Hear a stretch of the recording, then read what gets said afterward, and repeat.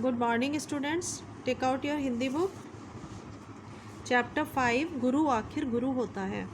एक रात कॉलेज के 4 विद्यार्थी देर तक मस्ती करते रहे और जब होश आया तो अगली सुबह होने वाली परीक्षा का भूत उनके सामने आकर खड़ा हो गया।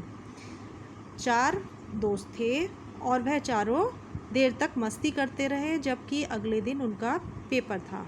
और जब उन्हें याद आया कि कल उनका एग्ज़ाम है तो वह चारों डर गए। परीक्षा से बचने के लिए उन्होंने एक योजना बनाई। मैकेनिकों जैसे गंदे और फटे पुराने कपड़े पहनकर वे प्रिंसिपल साहब के सामने जा खड़े हुए और उन्हें अपनी दुर्दशा की जानकारी दी। उन्होंने प्रिंसिपल साहब को बताया कि कल रात वे चारों एक दोस्त की शादी में गए हुए थे। लौटने में गाड़ी का टायर पंक्चर हो गया। किसी तरह धक्का लगा कर गाड़ी को यहाँ तक लाए हैं। इतनी थकान है कि बैठना भी संभव नहीं दिखता। पेपर हल करना तो दूर की बात है, यदि प्रिंसिपल साहब उन चारों की परीक्षा आज के बजाय किसी और दिन ले लें तो बड़ी मेहरबानी होगी। प्रिंसिपल साहब बड़ी आसानी से मान गए। उन्होंने 3 दिन बाद का समय दिया। विद्यार्थियों ने प्रिंसिपल साहब को धन्यवाद दिया और जाकर परीक्षा की तैयारी में लग गए। 3 दिन बाद जब वे परीक्षा देने पहुंचे तो प्रिंसिपल साहब ने बताया कि यह विशेष परीक्षा केवल उन चारों के लिए ही आयोजित की गई है। चारों को अलग अलग कमरों में बैठना होगा। चारों विद्यार्थी अपने अपने नियत कमरों में जाकर बैठ गए।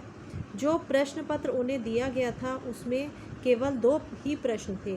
प्रश्न नंबर 1, आपका नाम क्या है, और ये क्वेश्चन था 2 नंबर का। प्रश्न नंबर 2, गाड़ी का कौन सा टायर पंक्चर हुआ था, ये है 98 मार्क्स का। ये वाला क्वेश्चन 98 मार्क्स का है। अगला बायां पिछला बायां, अगला दायां पिछला दायां।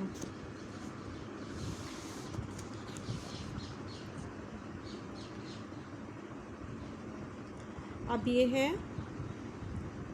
शब्दार्थ। विद्यार्थी, छात्र, प्रिंसिपल, प्रधानाचार्य, दुर्दशा, बुरी हालत, आयोजित, प्रायोजित, नियत, तय।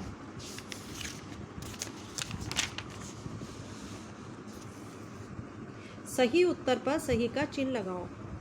पाठ में किसका भूत सामने आया?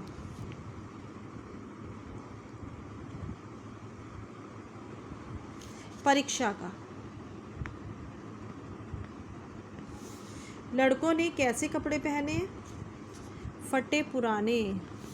चारों विद्यार्थियों को बिठाया गया अलग अलग कमरे में।